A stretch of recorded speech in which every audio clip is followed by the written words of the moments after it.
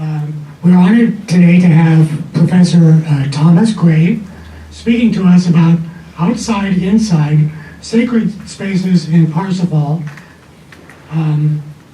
Professor Gray is a professor emeritus of musicology and by courtesy German studies at Stanford University.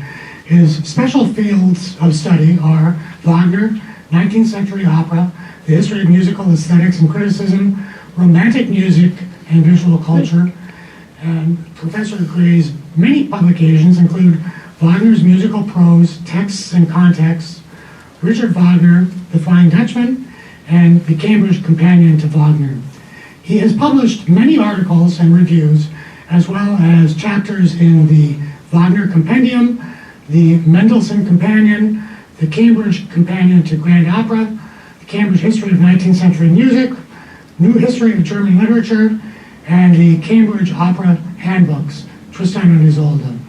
He was editor-in-chief, a journal of the American Musicological Society, and has been on the editorial and advisory boards of the Cambridge Opera Journal and 19th Century Music Review and Wagner Spectrum. So, I welcome Professor Gray, and please give him your undivided attention. Thank you.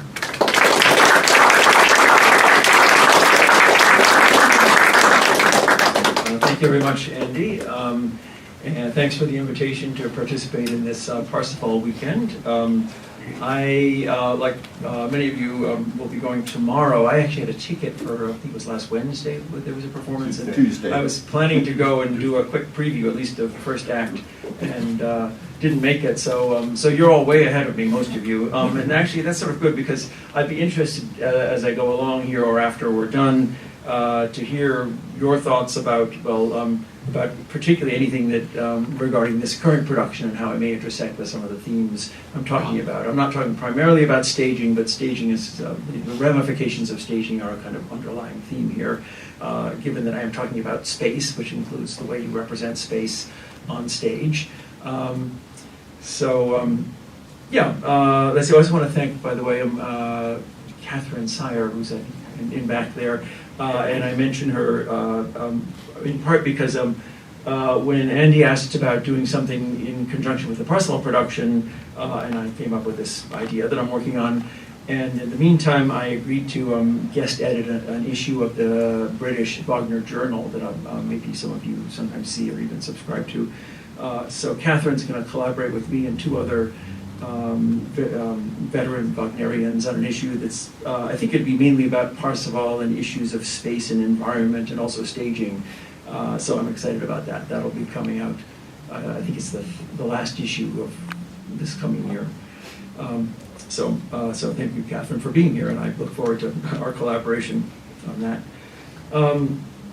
Yeah, okay, so I'll get started in just a minute. Just to preface this, my general idea is to start from a fairly obvious point, and we all know that Parsifal is intimately bound up with some notion of the sacred, and what exactly that notion is or how you interpret it is a much contested and fascinating point that it will always be discussed.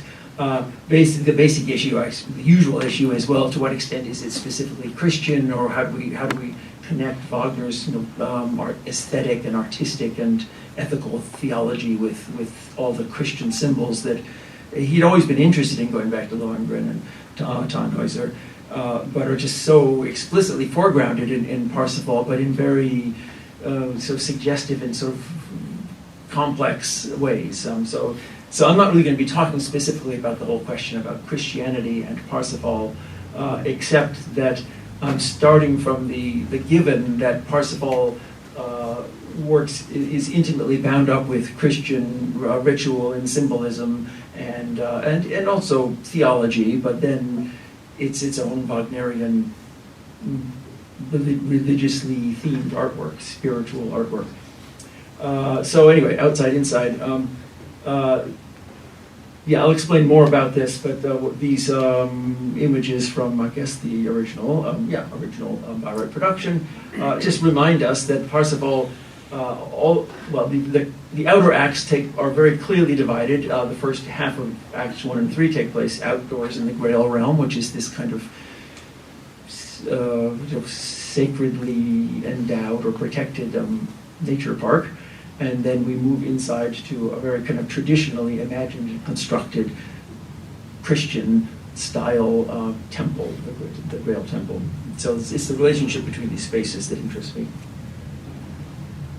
So just to get started on this theme, and actually I noticed that the image that Andy had chosen for the little blurb is quite appropriate. It's the original. It's some image of the original transformation scene, one of the most intriguing and kind of inspiring passages in the score, when Parsifal is brought by Gurnemanz, sort of metaphysically transported from the outside to the inside. So that's kind of that situates us in the core of my theme here. So what is the relationship of the outside natural space in Parsifal and the indoor sanctified, traditionally sacred temple space? So let's just anyway, it's one of the great moments. Let's listen to a bit of this the wonderful transformation music. And actually, this is appropriate to our the annual mystical time change of daylight savings, so it's appropriate. Here's the beginning and end of this transformation music, whereas Gurnemanz says, "Space becomes time." I'm always unsure: does space become time, or time becomes space? But I think it's time becomes space. Yeah, here we're zum Raum wird hier die Zeit. Yeah. No, space becomes time. Here we go. Okay. We can argue about what that means.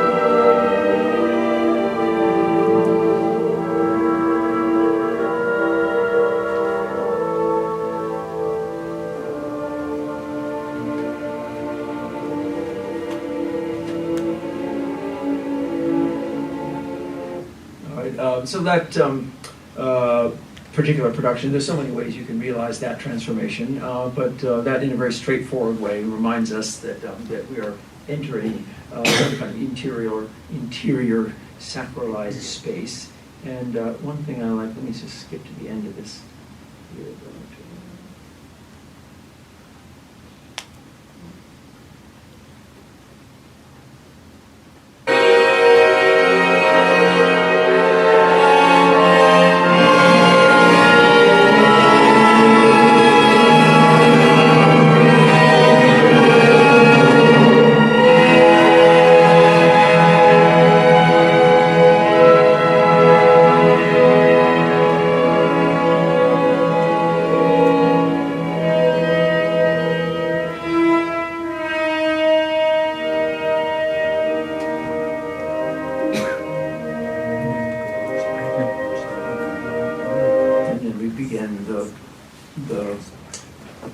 march theme of the Grail Brotherhood. Yeah, as you may remember, that's one of the many interesting features about this passage is we begin with intimations of the Grail March, which is very kind of earthbound, and then that disappears, and we go through all this somewhat anguished and very kind of ineffably expressive transformation, and then we land back on the ground with the march music. But I like, there we go. One just detail I like about this production is just that when they get to it's very simple. The space is represented in very simple ways, and not with all the traditional Romanesque domes and pillars. But this cathedral labyrinth motif, you may know that this is something that was a feature of some early medieval cathedral spaces was to have a labyrinth, and so it's very suggestive of the kind of spiritual transformation that somehow is suggested by this transformation music. So having him arrive on that surface, which we can at least see here in the video quite clearly, is a nice touch. And I'll also say that this wasn't my particular goal, but I'm sort of trying to redeem Wolfgang Wagner, I think. For various reasons, he's my principal director here, and he's never gets much credit. He's the lesser Wagner brother, and he's conventional. He's pre-Regie Theater, but I just, because of what was available on YouTube, there's a 1981 version complete, which I'll be using just for convenience's sake, and I was reminded how these productions that Wolfgang did at Bayreuth between the 70s and the 90s, they're not groundbreaking, but one thing he does is he pays very close attention to Wagner's stage directions, which more and more directors, in their search for novelty, just ignore, and you lose a lot if you don't pay attention to the stage directions. Anyway, I think Wolfgang deserves. It's time to reassess Wolfgang Wagner. More Wolfgang Wagner here. Let's see. Just to set the stage, that's the move from the outside inside. We didn't really see any representation of the outside there, just the mystical passage. Here's just a little bit from the beginning of the temple scene. Let me play this. I'm just thinking about the kind of the acoustic realization of Wagner's acoustic realization of this sacred space of the Grail Temple. The Grail theme in the brass, the Dresden Amen.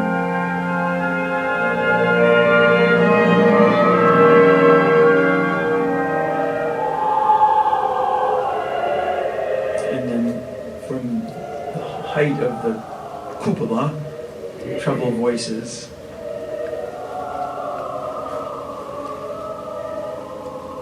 And this is sort of a key element of how Wagner kind of sanctifies acoustically the space.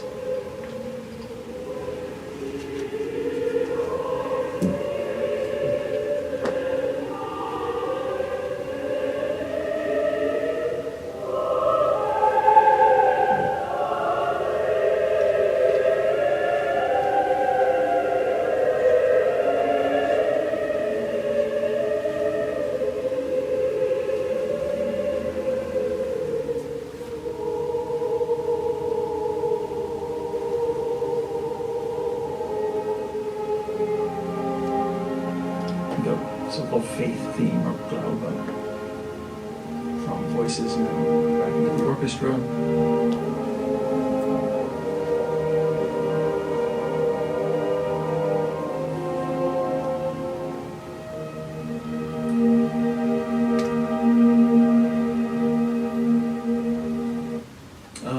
And what the treble voices are singing at the beginning of that excerpt, Der Glaube lebt, faith lives.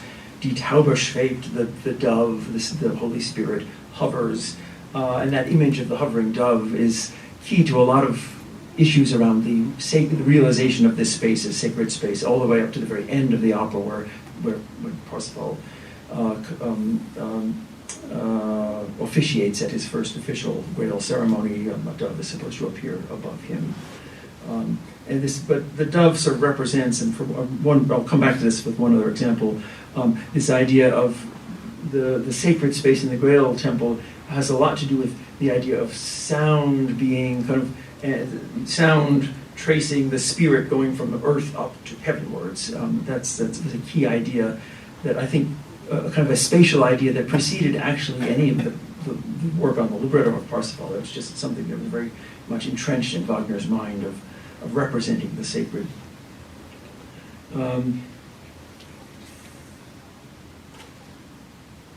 And finally, the third example, just to get us into this. So we had the move Parsifal entering the Grail Temple from the outside, and this kind of transformation that happens. We have just a sample of the kind of traditionally constructed or orally constructed sacred space at the Grail Temple. But the thing that I'm really going to talk about and want sort of raise questions about, see what you think, is the role of the Grail Realm, the natural space that is outside of the temple. And so the key thing, what I'll end up with is playing a bit of the Good Friday spell, another one of the great moments in the score. So let me play just a bit of this here to remind us of the Good Friday spell.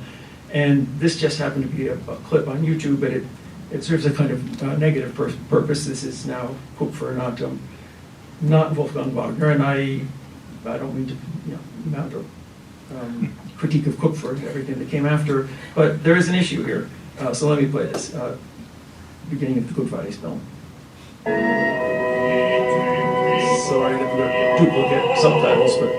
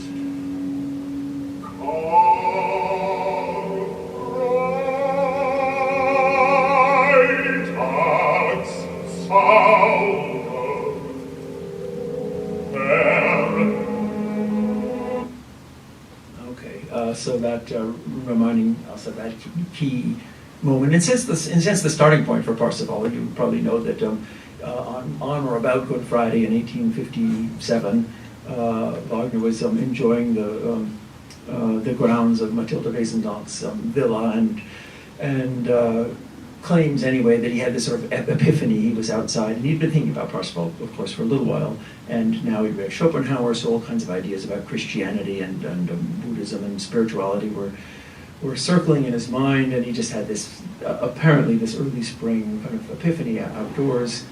In any case, clearly in this production and in so many since then, there are no flowers or meadows or anything. There's no nature.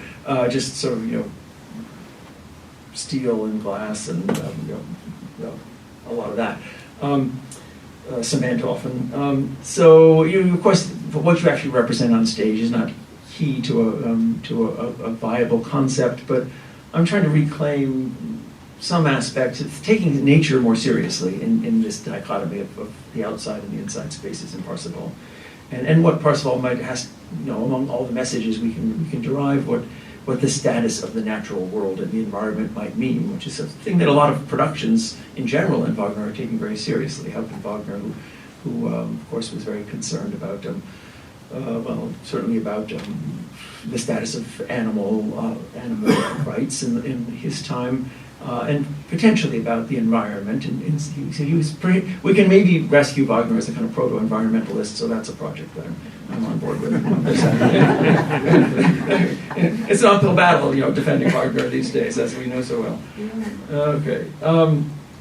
Okay, so schematically, this is the pattern that I've already described here. Acts 1 and Act 3, they both begin with preludes that interestingly suggest various aspects of space and the meaning of space. But mainly the beginning, the first part of Act 1 and Act 3 take place in this Grail Realm, which is not that well identified, but it's meant to be outdoors, clearly. It's the gateway. The way you get into the Grail Temple, if you're invited or called, is through the Grail Realm. And in both acts, the status of the Grail Realm is rather different. But in any case, there's a important instrumental transformation as we move from the realm into the temple, and that transformation, we've sampled the first one, tells us a lot about the sort of psychic state of the characters and what's happening. So I'm not going to try to interpret my scheme anymore right now. So I'm really going to talk about Act 1 and then jump to the Good Friday music and think a little bit more about the implied theology of the Good Friday spell. That's kind of one of my key interests here. It's interesting, having set up this very basic scheme of the spaces in Parsifal. If we turn to Act 2, which I mostly won't talk about, it's in every way the inversion of that, and yet, in a way that kind of reinforces this whole idea of inside-outside. The first half, or first scene anyway, is inside in Klingsor's magic castle, or tower usually, and then there's some sort of transition. It's a little less clear how that transition works, the spatial transition, and then we go outside to where the flower maidens are, but the key issue here is not only is everything inverted, this instead of a sacred space, this is a kind of anti-sacred space, or a profane, magic, blasphemous space. This is not real nature, it's illusory nature, and that's all proven at the end when Parsifal seizes the spear, makes the sign of the cross, and it all just dissolves into nothing. But it's the inversion is very clear there.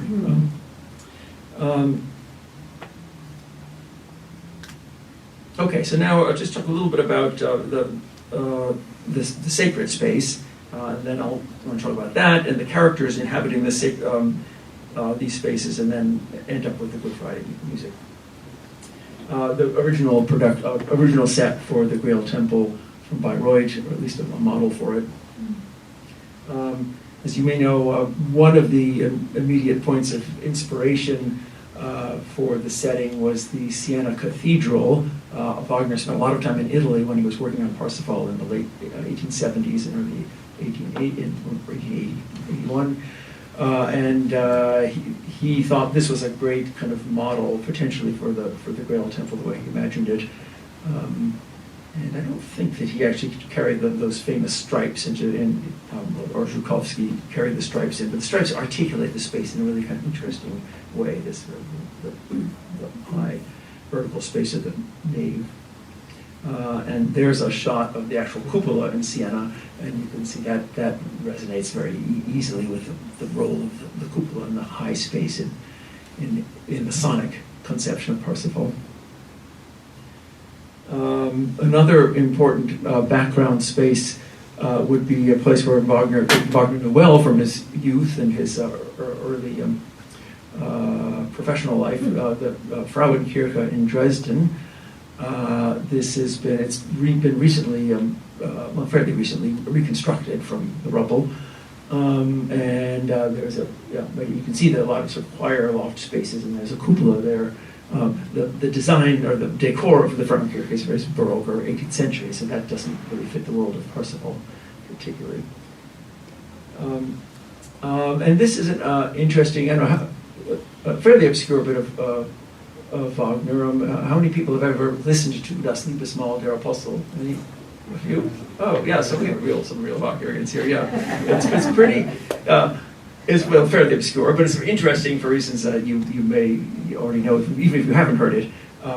Anyway, this is something that he wrote for, there was a convention of men's choral societies, and apparently 1,200 singers gathered, and they were doing all sorts of activities, and Wagner wrote this occasional piece specifically for the space of the Frauenkirche, and he had the singers ranged in various spaces all up and down the space of the Frauenkirche. Here's something from the middle of this piece.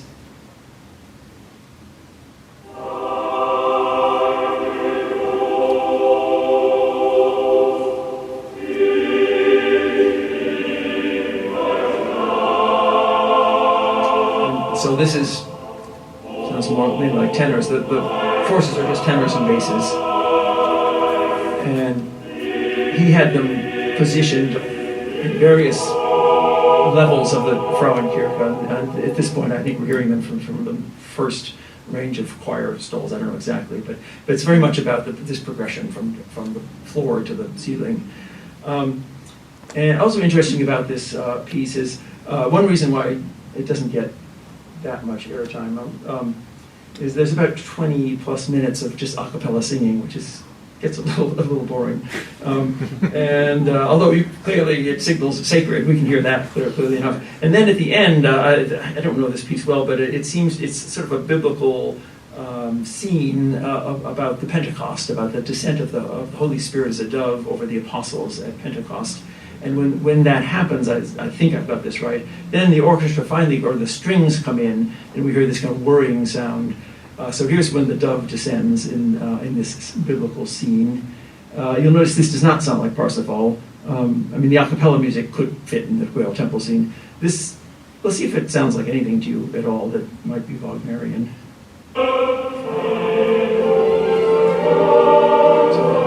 Whirring strings, suggesting that it's the wings of the dove, the Holy Spirit.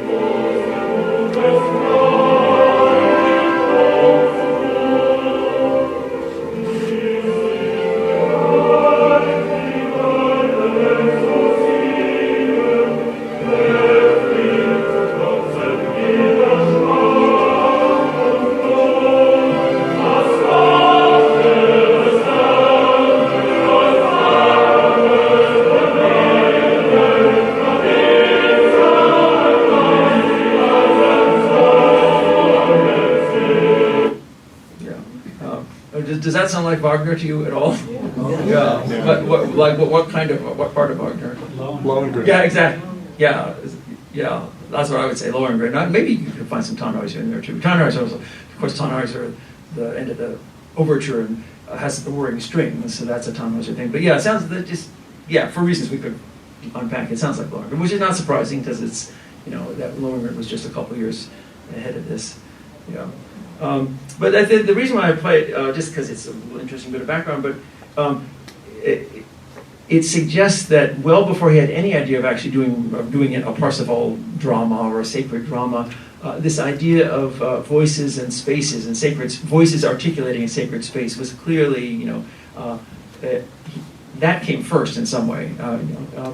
It's not as important to say the Good Friday inspiration, but it's clear that the space, I focus on it because it's this idea of an acoustically articulated sacred space, vocally and acoustically, and was important. All right.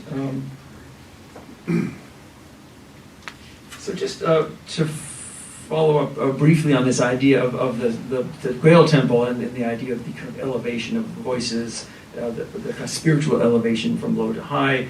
I'll play a little bit from the temple scene itself. And by the way, this some of you may know, but this is a particular subject, or this scene is something that Catherine Sire has written about in the Parsifal book that edited with Bill Kinderman. She has a whole chapter on specifically the role of the voices in the voices and the invisible voices that in the temple scene. So I'm sort of building on saying that she's written about quite a lot.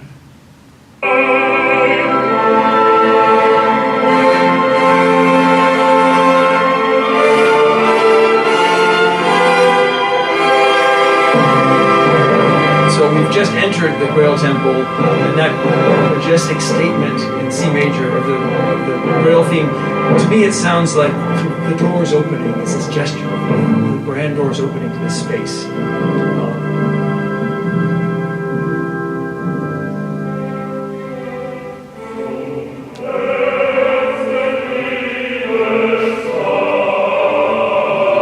So we hear the march theme, which is associated with the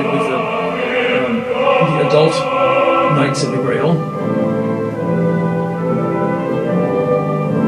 And of course the bells, the famous Parsifal bells, are part of the acoustic realization of sacred space. And then just to trace briefly this elevation from low to high, that's the first stage, the bass and tenor Grail Knights. Then a little bit later, let's start on this. Then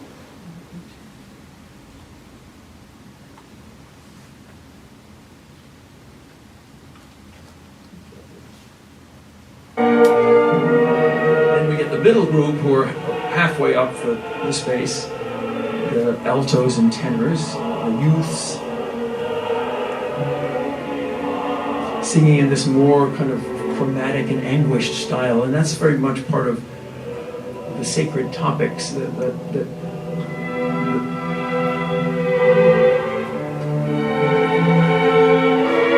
simple and diatonic kind of chorale style is always kind of conflicting with this much more anguished, chromatic, late Wagnerian style.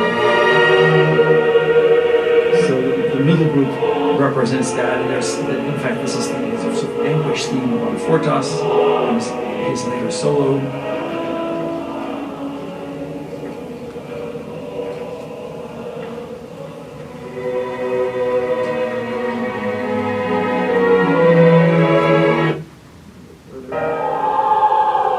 And then finally, the trebles way up in the top.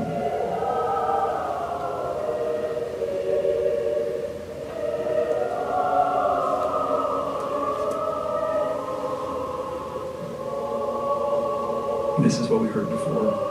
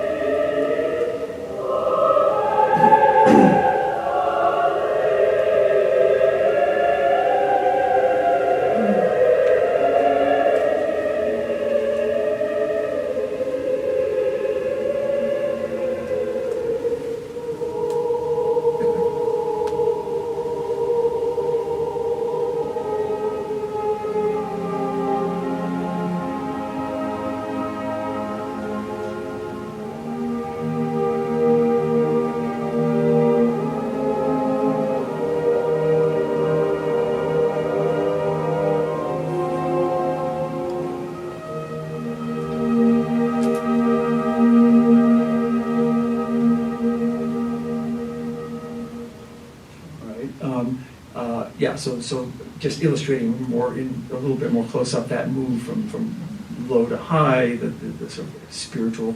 Well, it reminds us of what's going on in the background. Is the ceremony that's more or less the communion or Eucharist, and in the Christian Eucharist, the Catholic Eucharist, we speak of the elevation of the host when Christ's body is lifted up ritually by the celebrant, by the priest. So elevation is sort of a theme. And just here's a little Parsifal quiz for you. So does anyone know what the next thing we hear at this point is? We've gone all the way up to the trebles way up top, and then there's a big pause, and then we hear from somebody we haven't heard from before. Chitterell, yes, right. Where's Chitterell at this point? Yeah, and he is entombed somewhere. So we get this sepulchral, literally sepulchral voice, bass voice from somewhere down below. And again, it's just an indication of how acoustics and space were so much part of Wagner's conception. So we've drifted all the way up there to the ethereal sound of the trebles and the image of the dove, and then suddenly we're brought down to earth literally brought down to earth in a very meaningful way by that voice of the near dead Chitterell. So it's not, we haven't reached the Empyrean yet. Okay, so that's that space. Okay, yeah, I think it was okay. All right, so that really is just confirming the things that are pretty familiar in terms of the role of this sort of Christian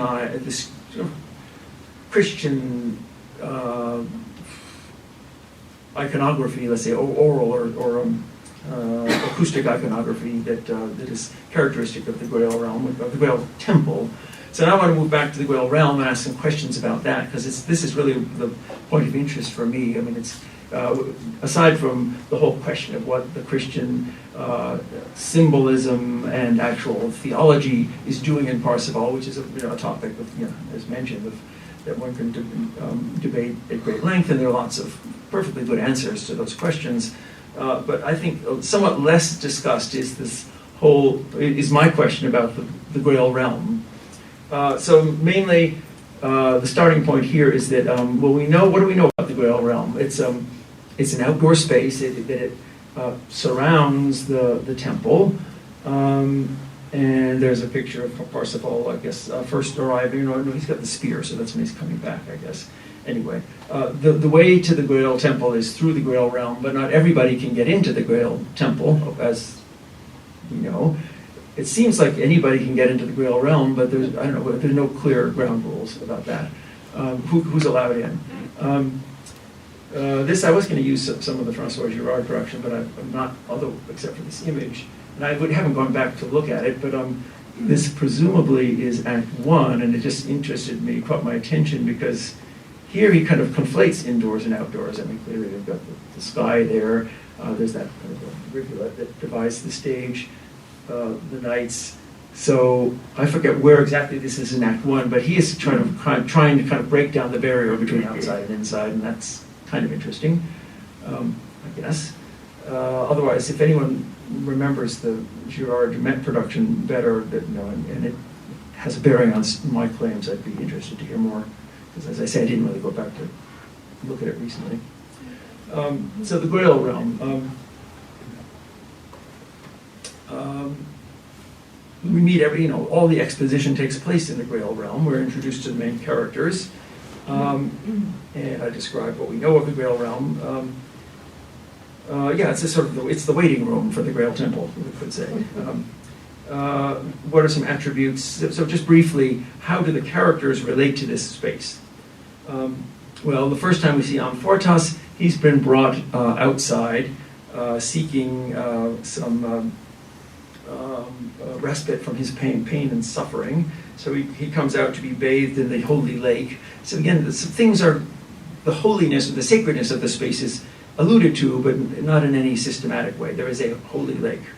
In terms of the natural attributes of the healing properties or potential properties, there's a lot of talk about herbs and salves and Kundry's balsam that are natural remedies that are being brought to Amfortas. But we know that, of course, natural remedies are not going to be enough for him. The person I would like to come back to at the end too is with regard to these questions about these spaces is Kundry, because Kundry, of course, an object of endless interest and potential speculation and interpretation. So Kundry arrives. We know that she's allowed into the Grail Realm, which is somewhat questionable given her history, but nobody stops her. And she enters. We'll play a little bit of her entrance, but anyway, the theme that I'm interested in here. These are the two original alternating Kundrys from Bayreuth. One of them is, I think maybe that's Brunt, and that's anyway.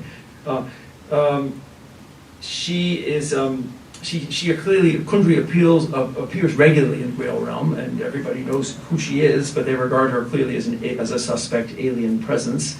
And there's this theme that she is identified as being animal-like or beast-like, and her very opening gesture is she's she's falling off her flying horse. Apparently, you never see her flying horse, but they say that she has one, like a Valkyrie. But it's she's kind of an anti-Valkyrie, and she tumbles to the ground. I think that is really her tumbling to the ground. It can later become her cry, but I think the gesture at the beginning is her being thrust to the ground, and she then spends a lot of the time, and most productions follow this. She is in this abject position on the ground, and they say you lie on the ground like a wild beast. And in the original, she's supposed to have like a snake skin belt or girdle, and she's associated with this wild horse, etc. So there's this animal aspect to her. When the squires who eye her with great suspicion, they say, "What are you lying there like a wild beast?" And she replies, "Are not the beasts sacred here?" She accepts this identification with the beasts, with an animal. I couldn't help it. I don't know which Kundry that is, but she seems to be lying in like a dog bed. So it looks like a dog bed to me. So reinforcing Kundry's kind of animal status, which is a good thing. But and of course there are endless questions about who and what is she. So when the squires ask, "Well, what are you?" or "We don't know what you are," that's that doubt is not surprising. And then finally Parsifal. Of course, it's important how we first meet him, and his introduction is, the first thing we see is this act of transgression, which is clearly has symbolic value. When he shoots, when he appears, he's just shot a swan flying over the lake in the Grail Realm, and then he's scolded and given a kind of lesson about compassion from Gurnemanz. And I didn't list Gurnemanz in these characters, but it occurs to me that Gurnemanz's role in all this, we tend to think, oh, he's just the one who narrates and gives exposition and sort of leads the character. He does the kind of Personen Regie, right? He says, well, you go here, you go here. But he also models empathy. I mean, he is the one who's always empathetic or compassionate. He defends Kundry. He tells Parsifal about not killing swans. He is in his sort of retiring and self-effacing way. He is the active model for empathy or compassion, which is key to the whole thing. Also, in this Parsifal's entrance, killing the swan, I would say it's sort of an initiation into the theme of compassion, because he's lectured on compassion with animal life by Gurnemanz. It's also an initiation, or the wound of the swan by shooting the swan. It presages in some pretty clear way the whole role of Amfortas's wound, right? So he's learning. The killing of the wounding and killing of the swan is the first step. It's an initiation into learning compassion with people as well as animals, and ultimately Amfortas, the suffering Grail King.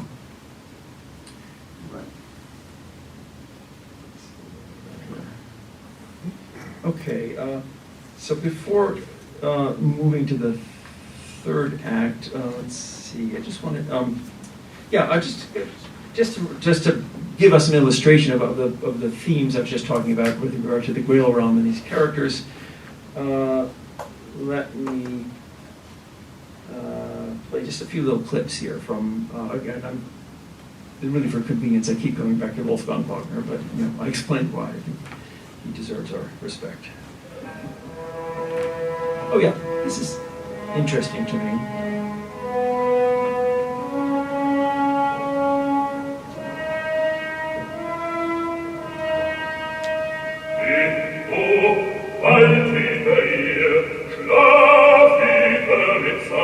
So the curtain has just gone up. It's on Act 1.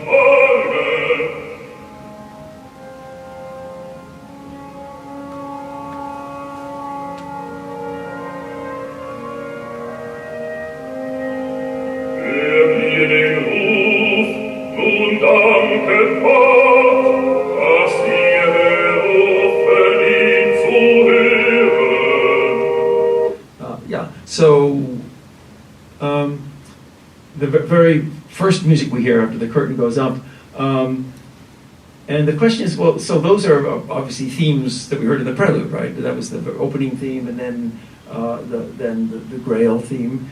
But it's an interesting question. Where is that music coming from? I mean, do we know? I mean, it seems to be off-stage music, right? It is literally. It's Posaunen and instruments off stage. So I mean, I think it's open to interpretation, but conceptually, I don't know.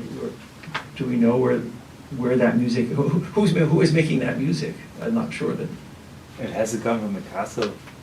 Yeah, I think that one of the stage directions does say something about it's coming from the Graal's board from the castle. Yeah, so it's interesting that at the very beginning, as if to kind of authorize this space, it first of all reminds us of this prelude. The themes, the leitmotifs we heard in the prelude,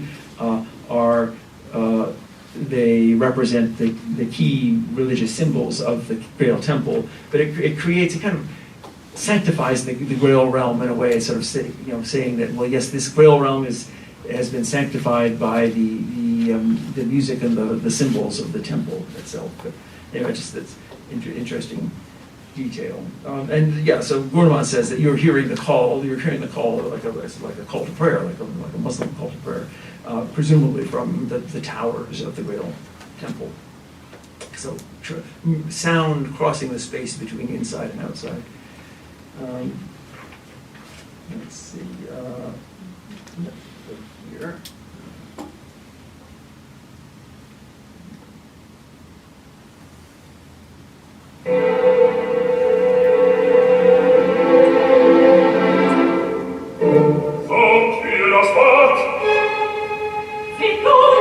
Kundry's entrance.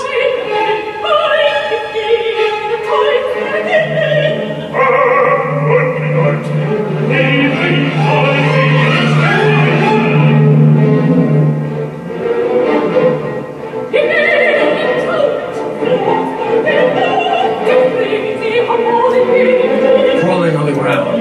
Again, Kundry as earthbound animal.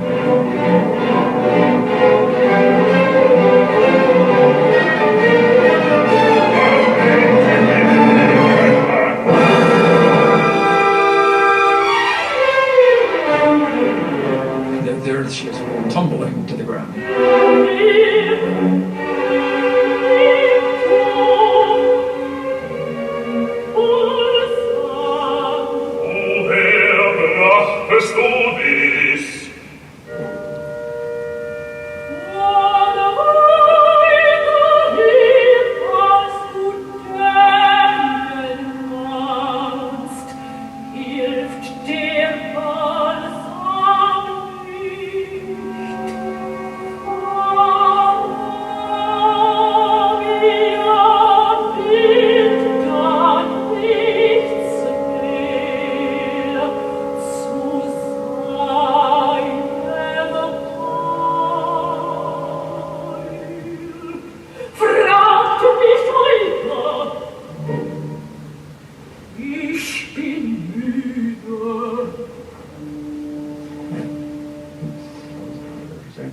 And just the detail that she has fetched this balsam from Arabia underlines the idea that whatever Kundry is and wherever she is when she's not here or at Klingsor's place, it identifies her as alien. Arabia clearly represents this whole alien and non-Christian world of details. I think that come from the sources in some way. So that's Kundry. Then just quickly, and then I'm going to move into the final clip. Let's see.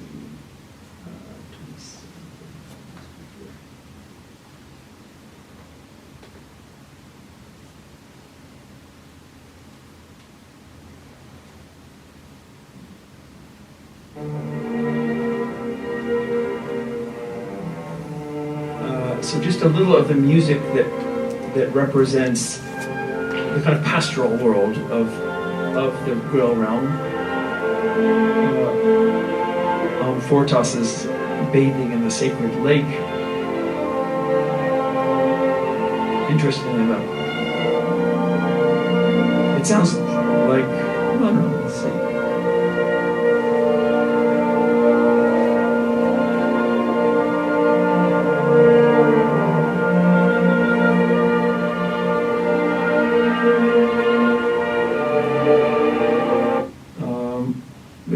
yeah, what about that music? Does that remind you of other Wagner? Because it doesn't sound not too much of Parsifal sounds like that, but it reminds me of one other kind of appropriately. Rheingold, maybe. Rheingold, well, actually, it's similar Yeah. to the nature and woman theme of Rheingold, and when Loga sings about searching the world for, which yeah, it's true. That's true, and then that music comes back. Again, my range, let alone my intonation, is not sufficient to that. But it comes back in the Waldweben, the forest murmurs in Siegfried, and so this is very much like a Waldweben, a forest murmurs kind of setting. But it's just Wagnerian pastoral. So that's sort of somewhat unmarked way. That's one way of saying that this is a kind of tranquil and healing natural space. It occurred to me you can actually derive that music from Amfortas's suffering music that we hear when he first arrives, but that's not for this talk. Let me a little further here.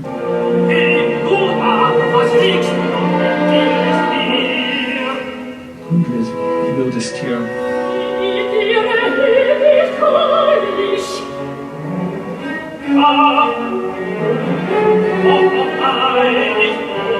Das wissen wir gar noch nicht. Mit ihrem Zaubersaft, wird sie den Parsifal von uns verderben.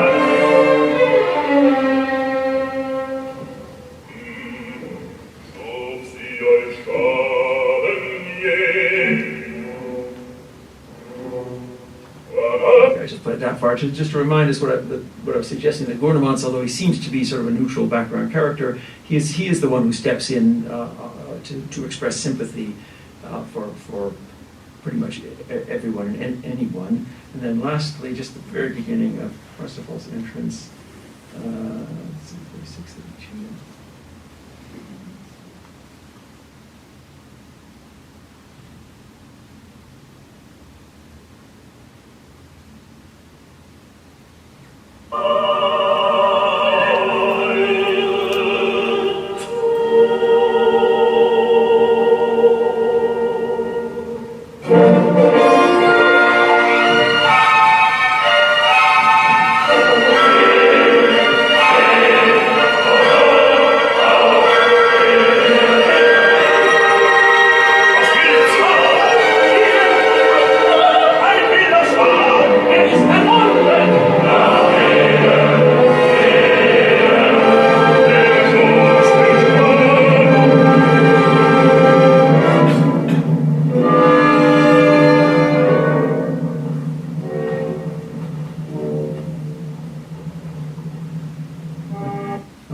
I'll stop there. One could go on to talk more about the importance of the Swan episode, but it is a kind of initiation, and it's the first lesson in compassion. And actually, it does lead to what I want to end up with Good Friday. It's the question about the status of non-humans, the environment in non-humans versus humans, because the whole theological aspect is very human-centered, and it's all about humans and their souls. And so the question is, what about beings without souls? And that also brings up the question of Kundry and the status of her and her soul. So just to here we go. We'll finish up in a few minutes. Okay, I mentioned how Act 2 is the inversion, so I don't. I'm just getting us to Act 3 to the concluding thing. But thinking back on all this issue about space and the status of spaces, the idea that there's a complete inversion, and also that that everything is a little ambiguous. So here's this was the pirated New York performance, but I think is that right? Is that based on the Bayreuth original setting? I think they stole the sets as well as the score. Or Lautenschläger came over from Munich for it. So I see.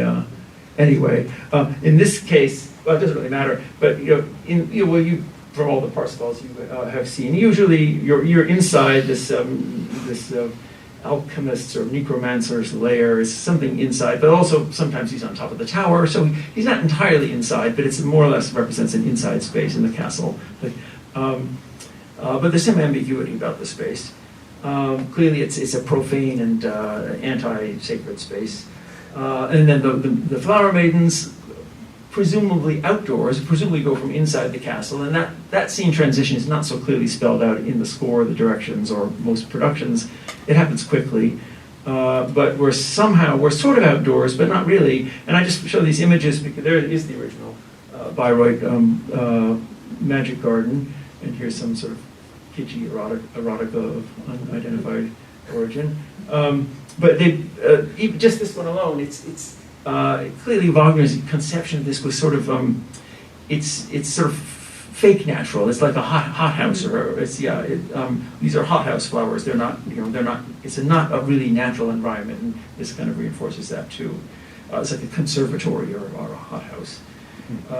And so neither the inside nor the outside, first of all, they're the opposite of the Grail, inside and outside, but then also it's unclear, their status as spaces is ambivalent. So that's the point I wanted to make about that. And then finally, this is a little bit of silliness, but last week some neighbors who had a bouncy castle set up next door, and I was making my slides, and I thought, there's a great idea. So I'm just throwing this out there in case somebody beats me to it. I said, a great idea for Act 2 would be to have Klingsor's castle be a bouncy castle. The point being that at the end of Act 2, you let all the air out, and it goes poof. Anyway, this was my first attempt at AI. You can see I'm like a kindergarten level or less, but I tried to depict Klingsor on his tower, on the tower of his bouncy castle. So anyway, someday you might see this on stage. Okay. All right, now to finish up, Act 3, and I just wanted to just throw out a question about the Good Friday music. So in Act 3. I've talked about how we start in the Grail Realm, we go back into the temple under different circumstances, so the prelude to Act 3 is depicting a lot of things, but basically it's Parsifal's journey back to the Grail Realm and the state of the Grail Realm, which is in a state of decay and suffering. Those are the main points. And this goes back to some staging issues too. To me, it's anyway important that on one hand we get the kind of things directors love to represent these days, which is decay and toxicity and all the bad things. Just like what I was going to say with the Grail Realm, nobody wants to have flowers or leaves or trees. I mean, they abhor that because they're afraid it's going to be kitschy and silly. But I think it's important there are aspects of nature that need to be represented somehow, and just to say, well, nature's behind us, nature's a lost cause. But anyway, no, Wagner's telling us it's not a lost cause. So anyway, but it's important, I think, in Act 3 that although it sounds very barren and desolate when that's what the prelude is doing, in part, as soon as the curtain goes up, we're supposed to see the beginnings of spring and the beginnings of hope and renewal in the natural world, which these images and some stagings do. So I think that's important. Key elements of Act 3. So Parsifal comes back to the Grail Realm after indefinite wanderings. He finds Gurnemanz and Kundry. Everyone's reunited. Parsifal is anointed by Gurnemanz for his ascent to the king of the Grail Temple, of the Grail Brotherhood. Kundry is baptized, and also these things happen preparatory to the return to the temple. In the middle, we have the Good Friday spell, and so the question is, although it's beautiful music, we all know that, what's it all about? That's my final question. Then, after the Good Friday spell, we transition back to the temple and with very different music, the heavy, very kind of weighty, dark music of Titrel's funeral cortege, sorry. There's the corsage. And then the events of the final scene, which bring back all the sacred and sonic imagery of the Grail Temple, and then resolve that in an important but very open-ended way.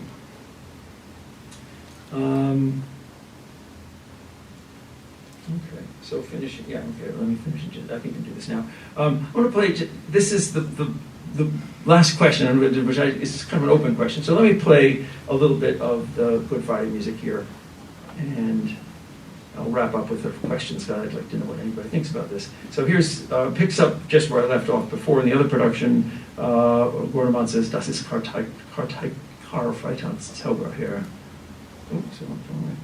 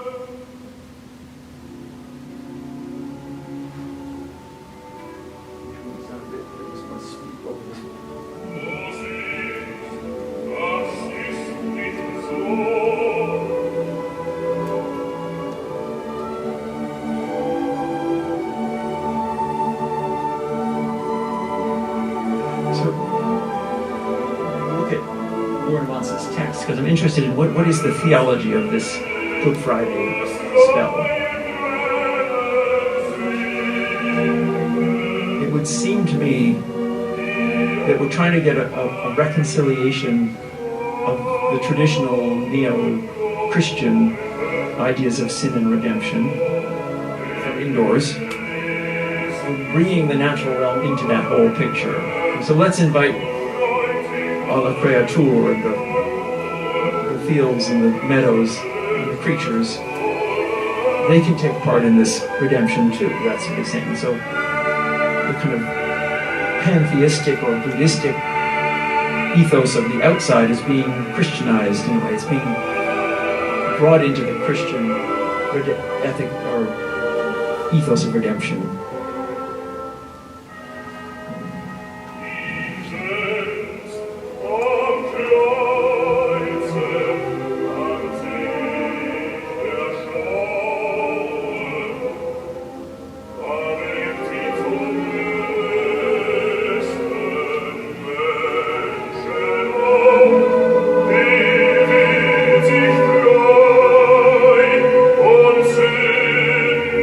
Lost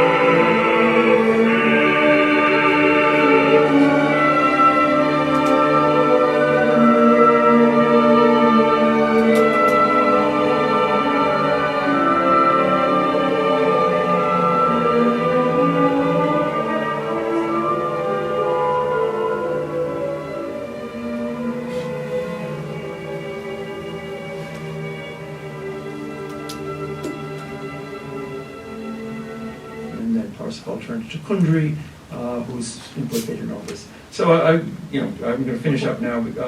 But the basic question, my question, which I don't have an answer for, is what it's easy to go along with this because the music is so beautiful and we we buy into whatever Gurnemans is saying. But in what sense, in the theology of Parsifal, does nature need to be redeemed or forgiven, or how does human sin and redemption, how does that reflect? I mean, I've always resisted this a bit. I think, well, nature's supposed to be so thankful that we don't, tromp all over the flowers today. I don't know. I don't know. It's for someone who had such elevated ideas about nature and non-human things. I feel like I have some issues with the theology of the Good Friday music, beautiful as it is. So just to wrap up, I want to finish with this. Then we've seen that we see that Kundry has been baptized. She is of course silent, but she's somewhere between the natural world and aiming for the redeemed sacred world of the Grail Realm. I'm not going to play anything about the. It's a very different transformation, but I'm not going to talk about that. The final question I have here is this.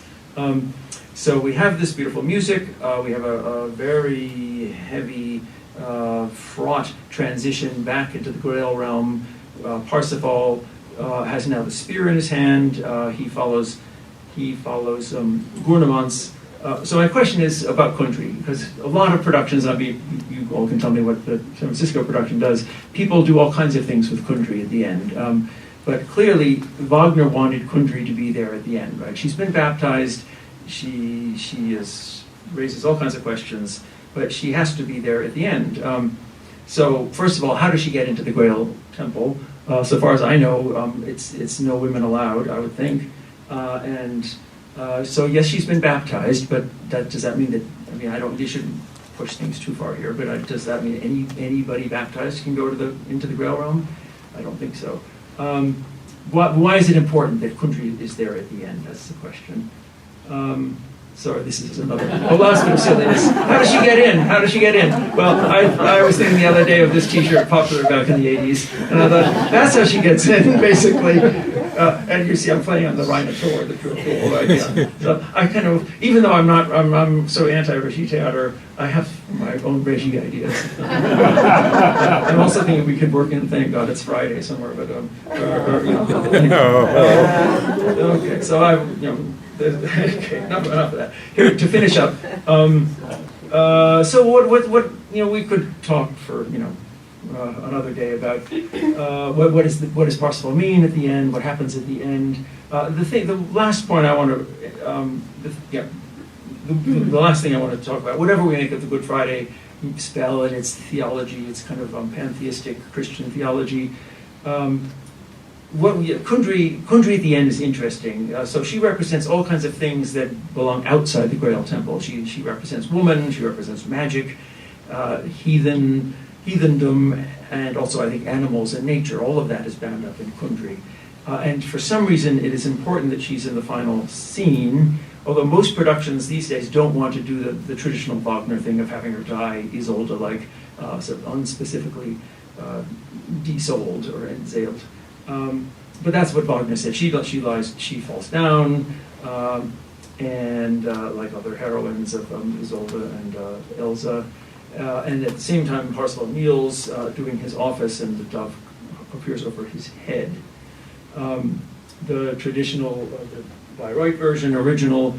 Here's the J. Scheib, which some of you seen this. And did anyone see it with assisted reality or whatever? The privileged few. Yeah, it sounds like it added too much, really. Anyway, and this is just I've actually, it's on DVD, on Blu-ray, so I watched it. Most of it, I watched it. Typical of modern productions of Wagner. We've got some toxic waste in this toxic waste pool, and it's just I don't know. There's somebody comes in with some flowers. Gurnemans apparently gets a girlfriend. Who she is, I don't know. I thought maybe it was Herzlite, but come back. I don't know. Anyway, toxicity. We have this sort of halo-like, LED halo, but otherwise it's not clear But on the other hand, what's interesting is nobody, old-fashioned production, Kundry just falls down dead. Nowadays, she usually does not fall down dead. My impression of Jay Shipe is that they kind of get married. They look like, is that, I think they get married. But anyway, which is, yeah, so lots of possibilities, but clearly Kundry plays an important role in the conclusion. And I guess what I'm trying to end with is that given her important and kind of ambivalent relationship to everything outside the Grail realm, including nature and animal, that I find that her redemption and her entry into the Grail Temple at the end is meaningful, and there's lots of ways you could deal with that. But yeah, last point that one should always keep in mind here, of course, ultimately for Wagner, this is what it was all about. This is the temple. The Bayreuth Theater is the temple, and then we have a nice kind of pastoral outside with flowers. And there's the rather, Greek sacred-looking interior. And it's the Bayreuth festival experience is all about the healing or regenerative power of art. And in fact, you could even pursue that and say the covered orchestra is like the covered grail. I think the invisible orchestra is kind of the glowing grail in some sense. And there's a nice picture of aerial photo that Wagner chose very deliberately, as we all know, to have this theater in the countryside and not in Munich or Berlin or Vienna. And because in a sense he kind of wanted it set in its own Grail realm. I think maybe future Bayreuth festivals should sort of thematize this somehow too. And I don't know, we could make a Grail realm theme park out of all that. I'm full of ideas. Okay, thank you for your patience, but hopefully we have a little time to ask questions.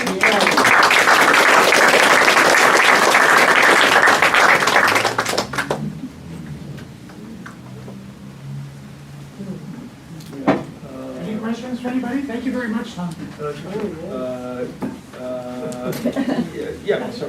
Just a quickie. If Kundry and Upford is married, does that mean Lohengrin is Kundry's son? The question is because somehow, somewhere behind the scenes, Parsifal does have children, at least Lohengrin, At least one. I think, and then Catherine, you probably know that as I know, I don't really know the Wolfram von Eschenbach, but in Wolfram, he's happily married with a happy family life, right? Parsifal, isn't that so? I don't recall I exactly. think so. I think he has a wife. Not my forte. Yeah, I think he has a wife. But in this case, I think that would be great to have Kundry be Lohengrin's mother, and I don't have a lot to work with there. I kept thinking throughout this presentation, I kept trying to remember that this is metaphor. The entire production, the entire conception. And the other thought I had about inside and outside, and I'm going to try to put this all together as best I can, is the temple is not the sacred space. That's a human-centric view of the sacred. The temple is the place where humans get together to remember that the outside world was sacred before they arrived, sacred whether they're in there or not. It's the sacred ground is the Grail realm itself, not the temple. Go ahead. But everybody forgets that, and the sacred sacred realm can be trampled by the forces of Klingsor, just like Paradise Lost in Milton. And so you have these are states of mind, and the sacred is a state of mind that you bring into the Grail realm. I mean, the reason that I think as groups of humans we have institutions with temples is not so we can go in there and be holy, but so we can leave the temple and go out for the rest of the week and recognize, whatever the holiness or whatever you want to say is there. And in that sense, Gurnemans is already there. He appears to be a minor character, but he's enlightened right from the start. When the swan is shot down, he knows this is a sacred space. He doesn't need to find, all the other characters have to find out. That's exactly what I cut that one off there. But the first thing he says to Parsifal is, how could you do this, especially here in this holy space? So by the time Kundry ends up at the end, that women not being in temples is a violation of the sacred realm. Yeah, That's a man-made construction. yeah. And when they bring the spear and the chalice together right at the end of Parsifal, it's very vivid in the Yeah, current. That is the reunion of male and female. male and female, and that, yeah, that is Privilege pointed out, and too. male This- energy. Yeah, that's, yeah, that, That's why Jungian or Kundry- however you want to interpret that, yeah, that seems to be clear that Wagner's probably aware of that, of the male-female symbolism, of the complementary symbolism of those. Yeah, I agree with everything you say. I just wish that I think Wagner wasn't quite there yet. I think your interpretation is the one that I like, but I still think in Wagner, because he's conforming to a lot of kind of traditional ideas about the sacred space and all the sacred rituals in the Grail, whatever it is. It does happen in this exclusive space, and a big point is made that only the Grail Knights can be here, and it's not a come all ceremony, but in a sense, maybe the bigger message is I feel like he didn't quite get to that point, but your interpretation is where I think it should go, and that maybe we can kind of encourage that reading, but I don't know that it's overt. Paul Schofield, we need one more of. Yeah, right, yeah, sorry. Yeah, The whole right. ring cycle. Yeah, well, of course, there was the unwritten Buddhist opera, but I don't know if Yes. whether that would answer this or not. But yeah, sure. Yes. I want to talk about nature absolved of sin. Yeah, because I want to hear what So you're saying. nature cannot be sinful and nature cannot be absolved of sin. Yeah. But humans, Yeah. as part of nature, Yeah. can be sinful in the framework of a certain theology and faith. Mhm. And we're dealing with Catholic faith here. Mhm. So when humans, as part of nature, are absolved of sin, they become nature, truly, and the whole gang and shebang, everybody is absolved of sin. So maybe Wagner understood that we, as humans, are just mammals on this earth Yeah. who are highly developed in many ways and who think too much of themselves. Yeah. But we're just part of nature, nothing else. And we will be gone Yeah. like any part of Yeah. nature. And I think he maybe is pointing to Yeah, this. but that's why. So I think that it would be. I completely agree. But if the theology of the Good Friday spell could actually have been rethought that way, saying, well, what needs to be? It is we humans who sin against nature, every day, as we saw, as Parsifal, symbolized in the first act. That part of the redemption of humans, the spiritual redemption, would be actually asking forgiveness of. Taking a kind of penitent stance with regard to nature and their attitude or their impact on nature. And Wagner doesn't quite spell that out. I mean, I think it makes a lot of sense, but especially because he clearly was interested in this sort of Buddhistic, much more kind of holistic, natural religion, and then a Christian one. But yeah, anyway, I agree with what you say, but again, I don't know that Wagner was quite there. Yeah, Doesn't our lyrics say to both, if I sinned against myself, but you sinned against nature? The world anyway. Against the world. Yeah, that's the world. Yeah, that's true. That's an interesting comparison. Yeah. In fact. Kind of a hard right turn, but in terms of the not sacred, specifically the ritual space, and especially the ritual space that Wagner created in Parsifal, as well as the ritual itself. I'm assuming you know about Wewelsburg Castle? Which castle? Wewelsburg? Not sure. Heinrich Himmler Oh. had Wewels as supposed to be the spiritual home of the SS. And he designed their ritual space. He was a complete Parsifal worshiper. And he specifically designed this space at Wewelsburg as if it were a set for Parsifal. Really? And with the officiant and the circle of and so on, as well as the rituals themselves, except the officiant didn't hold up a grail, he held up a Totenkopf. Yeah, Um, but it's, So- yeah, but and- it sounds like that's all based on the interior, on the model of the Grail Temple as an interior, built space. Yes. Yeah, yeah. Yeah, specifically. And just I was wondering if you had any comments on appropriations like that. Of, Yeah.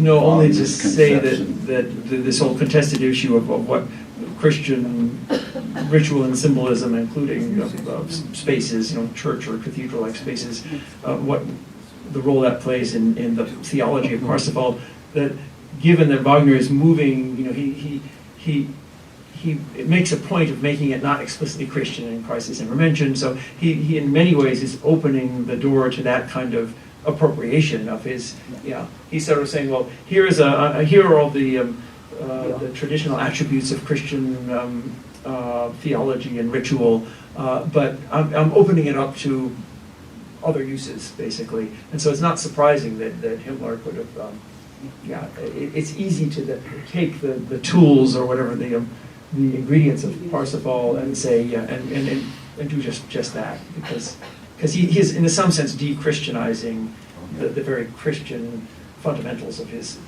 imagined space and ritual. Okay, Catherine. Thank you, Tom. Love many things. Thanks for drawing my attention back to the early Wolfgang Wagner Parsifal. It reminds me, because there's so much foliage in the opening scene, and it's all in autumnal hues. It's all in fall colors, which is really striking that he gives us something that's anticipating winter.